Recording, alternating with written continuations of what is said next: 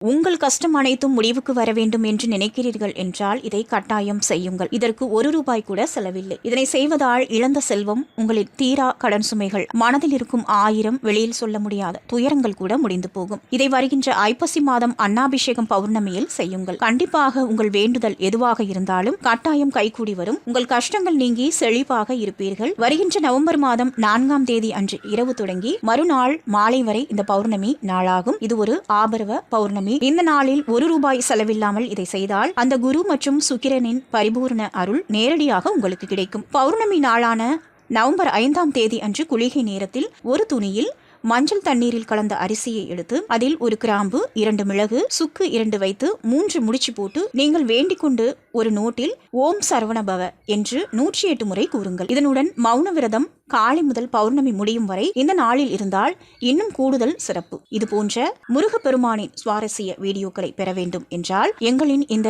Raj tube ஆலய தரிசன YouTube சேனலை சப்ஸ்கிரைப் செய்து உங்கள் நண்பர்களுக்கும் ஷேர் பண்ணுங்க.